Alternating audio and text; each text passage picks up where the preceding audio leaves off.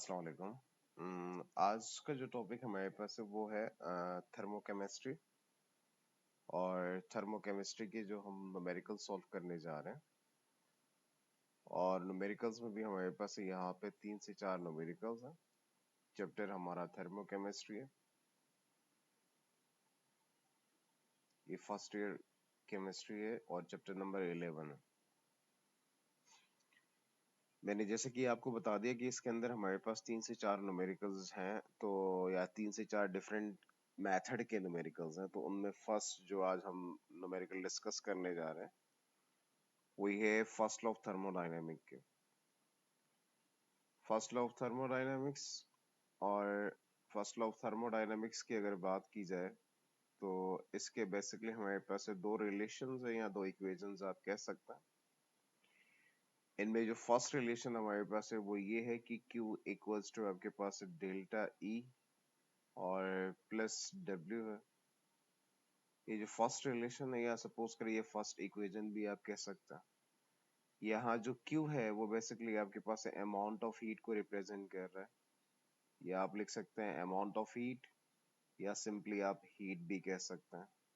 और इसी तरह डेल्टा E जो आपके पास है वो इंटरनल एनर्जी, या आप यहाँ पे लिख सकते हैं चेंज इन इंटरनल एनर्जी। उसके बाद लास्ट जो आपके पास है W बेसिकली किस चीज को डिफाइन कर रहा है, वो डिफाइन कर रहा है वर्क, और आपने यहाँ पे लिखा वर्क। ये फर्स्ट रिलेशन के लिए मैंने आपको जो कंडीशंस थे या जो पॉइंट्स यहाँ पे मेंशंस थे उन सब की मीनिंग भी बता दी, और ये फर्स्ट कंडीशन है।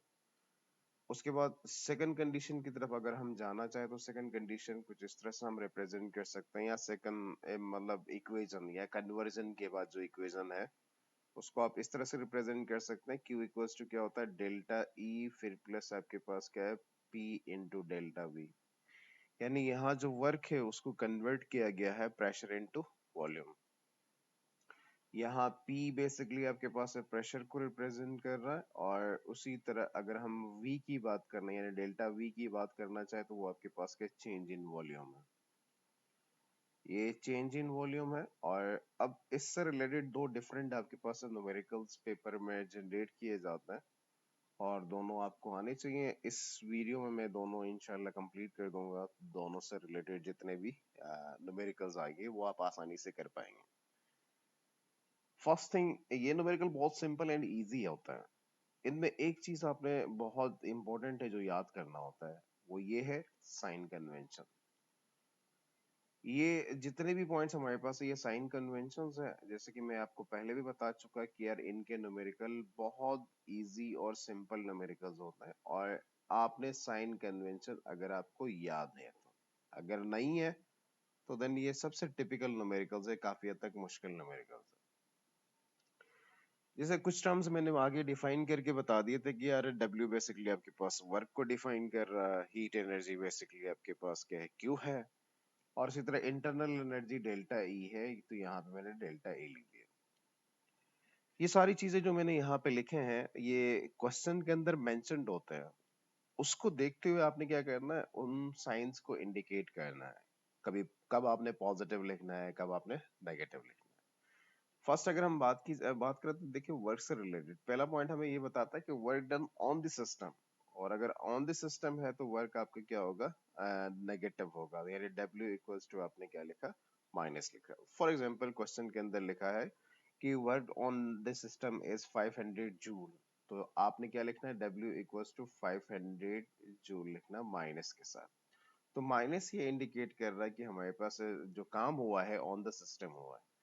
उसी तरह बाय द सिस्टम अगर आपके पास है तो W इक्वल्स टू क्या होगा, पॉजिटिव 500 जूल आपके पास आना चाहिए, नहीं पॉजिटिव आपने लिख देना है। अब आगे जाके मैं क्वेश्चंस के अंदर आपको ये सारी बातें बताता जाऊंगा। ये सारे साइन कन्वेंशंस है, अगेन रिपीट कर रहा हूँ, जब तक आपको साइन कन्वेंशंस याद नहीं होंगे आप न्यूमेरिकल सिंप्लीफाई नहीं कर पाएंगे। आप अपनी तरफ से सिंप्लीफाई तो करेंगे पर उसका आंसर क्या होगा, गलत आ जाएगा। तो ये सारे साइन कन्वेंशंस है, ये आपको याद होने चाहिए, और ये बेसिक न्यूमेरिकल्स है। नाउ अगर इससे रिलेटेड एक पास पेपर या सपोज कर एक सिंपल क्वेश्चन अगर हम सॉल्व करना चाहे तो मैंने यहाँ पे पहले से लिखा हुआ है। ये क्वेश्चन हमें ये कुछ इस तरह से बता रहा है कि यार एक सिस्टम है जिसको आप क्या कर रहे हैं 5400 जूल ऐड कर रहे हैं। तो यहाँ देखिए ये जो फर्स्ट आपके पास लिखा हुआ है कि यार एक सिस्टम को when 5400 joules of heat, heat basically आपके पास एक क्यू से रिप्रेजेंट किया जाता है, इज एडेड का मतलब यहाँ पे पॉजिटिव साइन होगा। मैं आपको दिखाना चाह रहा हूँ, देखिए एब्जॉर्ब यानी हीट में अगर आपके पास से वर्ड एब्जॉर्ब आ रहा है या आपके पास से एडेड आ रहा है, तो उस वक्त आपने क्या कौन सा साइन इंडिकेट करना, पॉजिटिव साइन इंडिकेट करना। तो यहाँ पे ये पॉजिटिव है to to to a system of a gas at constant pressure, pressure आपका कांस्टेंट है, और कह रहा है कि it's internal energy increases, internal energy को डेल्टा ई से रिप्रेजेंट किया जाता है, इंक्रीजेस लिखा हुआ है। तो अब मैं आपको दिखाना चाहूंगा कि इंक्रीजेस वाला पार्ट आपके पास क्या डिफाइन कर रहा है। देखिए इंटरनल एनर्जी में क्या कर रहा है, सिस्टम गेट एनर्जी, यानी अब जब कोई भी सिस्टम एनर्जी गेट करेगा यानी गेन करेगा तो उसकी एनर्जी क्या होगी, बढ़ेगी। तो जब इंक्रीजेस का मतलब आ जाए तो यहाँ पे वर्ड में ये भी लिख देता हूँ कि इंक्रीजेस, तो तब आपने डेल्टा ई क्या करना, पॉजिटिव लेना। तो यहाँ पे ये सारी कंडीशंस डिफाइंड है, और आखिर में कहा कि कैलकुलेट द वर्क डन, यानी वर्क डन W है और आपने कैलकुलेट करना। तो अब सबसे पहले हम यहाँ पे डेटा बनाएंगे, और डेटा में देखें यहाँ आप पहले से डिफाइन कर चुके हैं कि यार हीट जो आपका है, हीट बेसिकली आपके पास है क्यू से रिप्रेजेंट करते हैं, और ये पॉजिटिव है तो यानी प्लस 5400 जूल्स आपने यहाँ पे लिखा। उसके बाद सेकंड कंडीशन के अंदर आपके पास यहाँ पे जो डिफाइंड है वो डेल्टा ई है, इंटरनल एनर्जी है, और जो कि आपके पास है पॉजिटिव 1000 जूल्स है। और उसके बाद लास्ट वन यहाँ पे आपसे पूछा है कि वर्क फाइंड करके बता दें, work equals to question mark. अब इस क्वेश्चन को मुझे सॉल्व करना है, तो अब मैं सबसे पहले सॉल्यूशन लिखूंगा और उसके बाद आपने रिलेशन डिफाइन करके बताना है।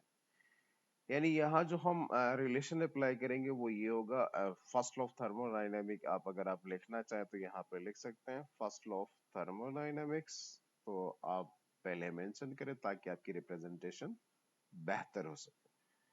फर्स्ट लॉ ऑफ थर्मोडायनेमिक्स के अंदर हमारे पास हमने दो रिलेशंस पढ़े थे, और एक दफा दोबारा से मैं वो दोनों रिलेशंस आपको दिखाना चाह रहा हूँ। देखिए एक फर्स्ट रिलेशन ये ना हमारा, और इसी को हमने वर्क कन्वर्ट किया था, तो ये आपका एक दूसरा यानी सेकंड इक्वेशन बना था। तो ये बेसिकली आपके पास सेकंड रिलेशन भी आप कह सकते हैं।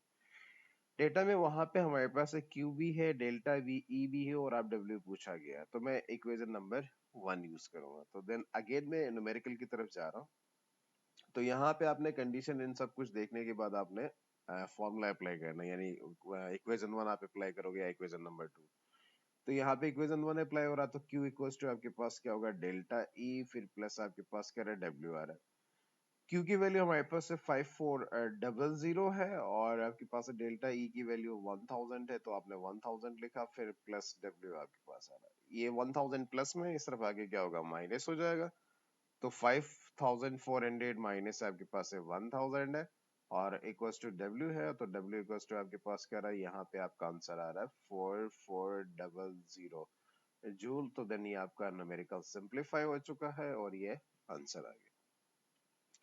नाउ ये जो इक्वेशन 1 से रिलेटेड जितने भी आपके पास न्यूमेरिकल्स है वो बहुत सिंपल होते हैं। उनमें अगेन आपको बताता चलो कि यार साइन कन्वेंशंस आपने याद रखने हैं, और जब तक आपको साइन कन्वेंशंस नहीं आते वो न्यूमेरिकल आप सिंपलीफाई नहीं कर सकते। नाउ अब मैं सेकंड जो रिलेशन हमारा है उसको हम उसकी न्यूमेरिकल सॉल्व करने जा रहे हैं। तो इसी वीडियो के अंदर मैंने आपको बता दिया था, दोनों बता दूंगा। कुछ बातें मैं यहाँ पे आपको पहले से डिफाइन करके बता दूंगा। यार सेकंड इक्वेशन जो हमारा था वो Q equals to delta E फिर प्लस आपके पास क्या है P इंटू डेल्टा V है। देखिए यहाँ पे हमने बेसिकली वर्क को कन्वर्ट किया किसमें, प्रेशर इनटू वॉल्यूम में। एक चीज याद रख लीजिएगा, ये एक इंपॉर्टेंट कंडीशन है। यहाँ पे अगर मैं दोनों के यूनिट्स सिमिलर करना चाहूँ तो यूनिट या यूनिट्स की अगर बात करूं तो वर्क का यूनिट आपके पास क्या है, जूल है, और उसी तरह प्रेशर का यूनिट आपके पास क्या एटीएम है, और चेंज इन वॉल्यूम आपके पास क्या डीएम क्यूब है। मैथमेटिकल रिलेशन कुछ हमें ये बताता है कि यार फिजिक्स या यहाँ पे हमें ये डिफाइन करके बताता है कि दोनों साइड यानी लेफ्ट एंड राइट साइड के यूनिट सिमिलर होने चाहिए। देखिए एक तरफ आपके पास जूल है और एक तरफ आपके पास क्या एटीएम इंटू डीएम क्यूब है, तो ये दोनों क्या है, सिमिलर नहीं है। तो अब सबसे पहली चीज कि इन न्यूमेरिकल्स को सॉल्व करने से पहले आपको ये पता होना चाहिए कि यार 1 ATM क्यूब को अगर मैं जूल में कन्वर्ट करना चाहूँ तो वहां पे मैं कौन सा रिलेशन अप्लाई करूँ, या ये एक दूसरे के साथ अगर इक्वेट करना चाहूँ, तो या मे बी आपके पास सिंपल वर्डिंग में अगर आपको बता दो तो यार 1 ATM क्यूब को अगर मैं जूल में कन्वर्ट करना चाहूँ तो कितने जूल के इक्वल होना चाहिए। तो ये सबसे मेजर एंड नोट पॉइंट आपका है और ये आपको पहले से पता होना चाहिए। यार यहाँ पे हमारे पास ये डिफाइंड हो रहा है कि 1 ATM इंटू डीएम क्यूब जो आपके पास है वो इक्वल है बेसिकली 101.325 जूल के इक्वल होता है। इस रिलेशन के न्यूमेरिकल सॉल्व करने से पहले आपको ये पहले से पता होना चाहिए, और अगर आपको ये नहीं पता तो देन आप ये न्यूमेरिकल सिंप्लीफाई नहीं कर सकते। इससे रिलेटेड एक सिंपल न्यूमेरिकल है, मैं अभी आपको वो भी सॉल्व करके बता दूंगा, और इसके कन्वर्जन्स कैसे सॉल्व करते हैं वो भी मैं आपको डिफाइन करके बता दूंगा। नाउ द नेक्स्ट पार्ट, अब जो न्यूमेरिकल की तरफ जा रहे हैं, देखिए यहाँ पे मैंने एक क्वेश्चन लिखा हुआ है। A gaseous chemical reaction is carried out, ये gaseous chemical reaction है carried out in a cylinder under a constant external pressure, यानी यहाँ पे आपको प्रेशर दिया गया है एक्सटर्नल प्रेशर, और वो प्रेशर आपके पास किसके इक्वल है 180। तो साथ साथ मैं यहाँ पे डेटा बनाता हूँ, तो डेटा बेसिकली डिफाइंड हो रहा है कि यार प्रेशर जो आपको दिया गया है वो आपके पास है P से रिप्रेजेंट करूंगा, वो ये है 1 ATM। तो 1 ATM लिखा। If during the reaction volume increases, और ये सबसे मेजर पार्ट है, देखिए वॉल्यूम इंक्रीज हो चुका है, तो यानी वॉल्यूम अगर मैं डायरेक्ट इंक्रीजिंग डिफाइन करना चाहूँ तो डेल्टा वी निकालना है, और इंक्रीज कहां से कहां तक हुआ है 3 DM क्यूब से 5 DM क्यूब, तो यानी यहाँ पे आपने 5 - 3 करना है, और ताकि आपके पास इंक्रीज इन आप वॉल्यूम निकाल सके, जो कि क्या आ रहा है 2 DM क्यूब आ रहा है। क्या आ रहा है 2 DM क्यूब आ रहा है।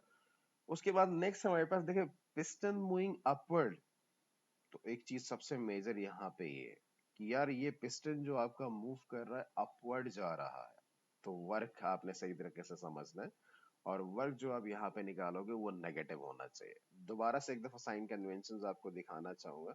साइन कन्वेंशन में देखिए वर्क में आपके पास क्या हो रहा है, एक्सपेंशन वर्ड जब भी आ जाए तो वर्क आपके पास क्या होगा नेगेटिव होगा, तो यानी W इक्वल्स टू माइनस का होना चाहिए।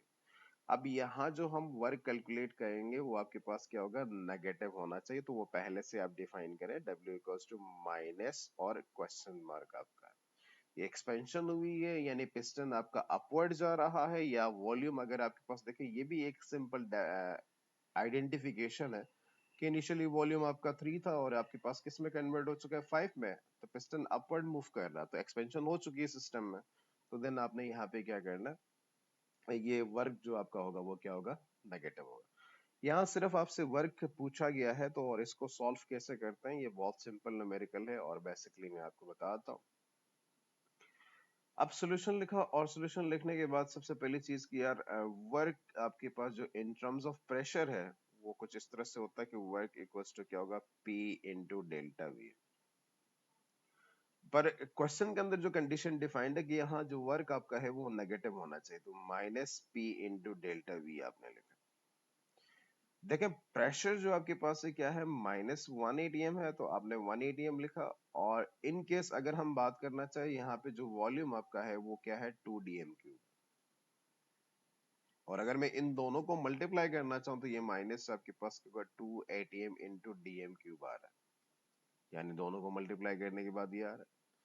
पर एक चीज सबसे इंपॉर्टेंट है, देखें इसने जो वर्क डन आपसे कैलकुलेट करने के लिए कहा है वो आपके पास किस में आना चाहिए किलो जूल पर मोल में। यहाँ जो वर्क मेरा आ रहा है वो किस में आ रहा है ATM इंटू DM क्यूब में आ रहा है। थोड़ी देर पहले मैंने आपसे कहा था कि जब भी अगर आपके पास से वर्क जो है वो ATM इंटू DM क्यूब में आ जाए तो उसको कन्वर्ट करना लाजमी है। तो अब यहाँ पे यही रिलेशन आपने अप्लाई करना है। कैसे अप्लाई किया जाएगा, और ये बात ध्यान से, तो नाउ अब यहाँ पे आपने क्या करना है, इसको आप डिफाइन कर सकते हैं, ये आपका इक्वेशन नंबर क्या है 1।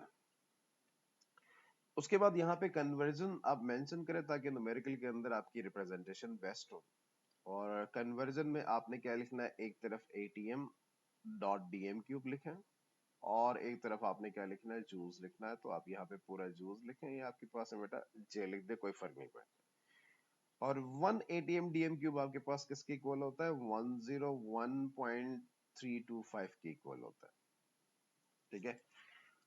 और यहाँ पे देखें जो आपके क्वेश्चन में जो आपका आ चुका है वो 2 एटीएम डीएम क्यूब आ रहा है, तो यानी मुझे एटीएम डीएम क्यूब के नीचे 2 लिखना है। और बात अक्सर बच्चों को यहाँ पे कंफ्यूजन होती है कि यहाँ पे यार सर ने एटीएम डीएम क्यूब के नीचे 2 क्यों लिखा, क्योंकि जो क्वेश्चन में मेरा आंसर आ रहा है वो एटीएम डीएम क्यूब में आ रहा है, तो उसी वजह से मैंने इसके नीचे लिख दिया।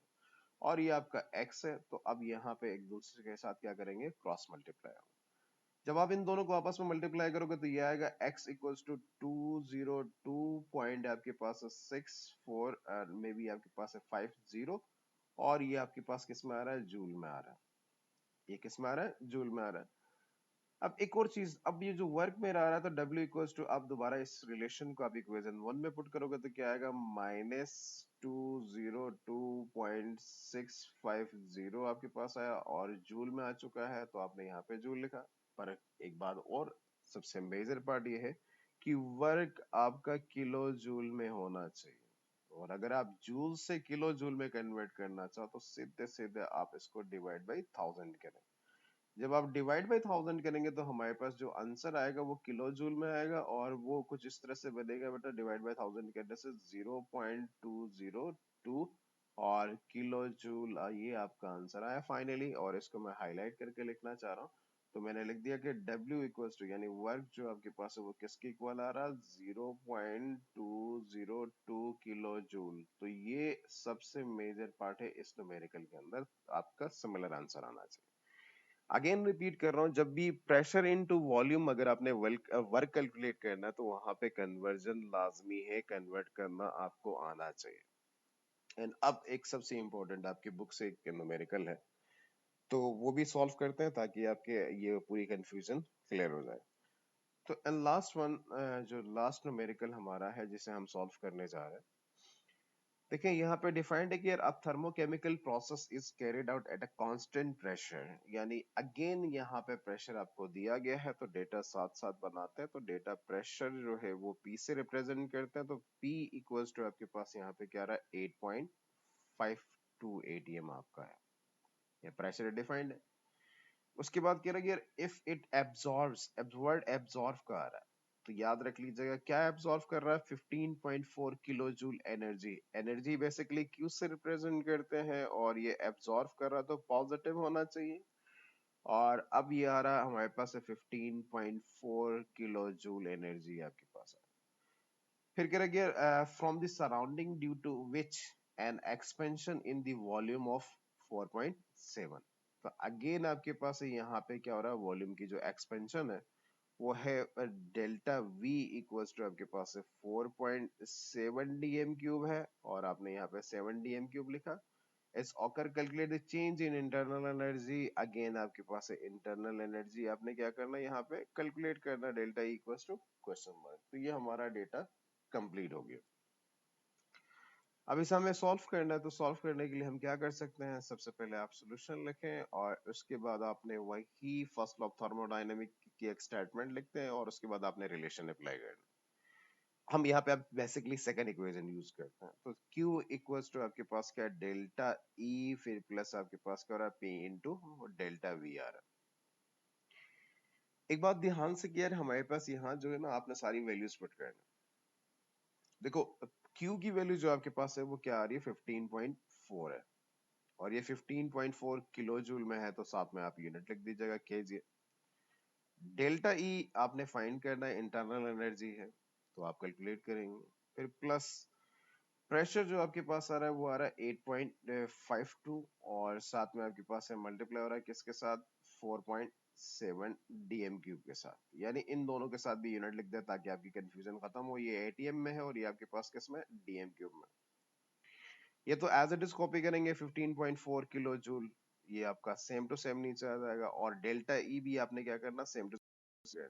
पर अब इन दोनों को मल्टीप्लाई करना, जब आप इन दोनों को मल्टीप्लाई करोगे तो यहाँ पे आपका आंसर आ जाएगा 40 पॉइंट, यानी 40.044 आ जाएगा। और पर याद रख लीजिएगा इसका यूनिट आपके पास क्या, एटीएम इंटू डीएम क्यूब है, इन दोनों के यूनिट क्या है, सिमिलर नहीं है। तो अब ये आपका इक्वेशन नंबर 1 है। अब यहाँ पे कन्वर्जन लाजमी है और कन्वर्ट करना इंपॉर्टेंट है, तो यहाँ पे आप क्या करेंगे, इसको इक्वेशन नंबर 1 आपने कहा, तो अब आप यहाँ पे कन्वर्जन की हेडिंग डाला है क्योंकि कन्वर्ट करना लाजमी है यूनिट्स। तो एक तरफ आप क्या लिखेंगे, atm.dm क्यूब, और एक तरफ आपने क्या लिखना है, जूल के लिए आपने जे बना दिया। थोड़ी देर पहले मैंने आपसे कहा था कि 1 atm dm क्यूब जो आपके पास इक्वल होता है 101.325 जूल के, पर यहाँ पे जो मेरे पास है atm dm क्यूब में है वो कितना है, 40.044 आपके पास आ रहा है, और ये आपने जूल में फाइंड करना, तो जूल के नीचे आपने x बना दिया, फिर ये दोनों आपस में क्या होंगे, क्रॉस मल्टीप्लाई होंगे, और क्रॉस मल्टीप्लाई के बाद जो आपका आंसर आ जाएगा, यानी x इक्वल्स टू हमारे पास आंसर आ रहा है ये 407.45, तो ये आपका x आ चुका है। और एक बात सबसे इंपॉर्टेंट याद रख लीजिएगा, इसको आपने, ये जूल में आ चुका है तो आपने इसको किलो जूल में भी कन्वर्ट करना है, और किलो जूल में कन्वर्ट करने के लिए आप क्या करेंगे, डिवाइड बाय 1000 करेंगे, तो अब जो x की वैल्यू आएगी वो आपके पास क्या आ रही है, 4.057, और ये अब आपके पास है किस में आ चुका है, किलो जूल में आ चुका है। तो देन अब जो है वैल्यू हम क्या कर सकते हैं, इसको रिप्लेस कर सकते हैं इक्वेशन 1 में, तो वो मैं नेक्स्ट पार्ट यहाँ साथ साथ आपको बताता चलूं।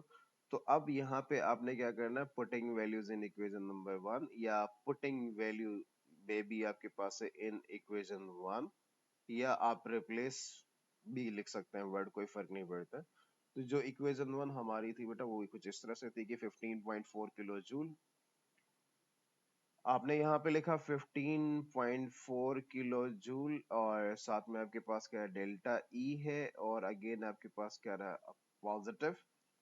पॉजिटिव ये जो आपका आंसर आ रहा है वो कितना आया था, 5 पॉइंट, सॉरी, जो कन्वर्जन के बाद आपका आंसर आया था 4.057, तो अब यहाँ पे लिखे 4.057, और अब ये माइनस, सॉरी प्लस का है, उस तरफ जाके क्या होगा, ये भी किलो जूल में आ चुका है, तो ये पॉजिटिव है, उस तरफ जाके क्या होगा, नेगेटिव हो जाएगा, यानी 15.4 किलो जूल जो है उसको माइनस करना है आपने किससे, 4.057 किलो जूल से।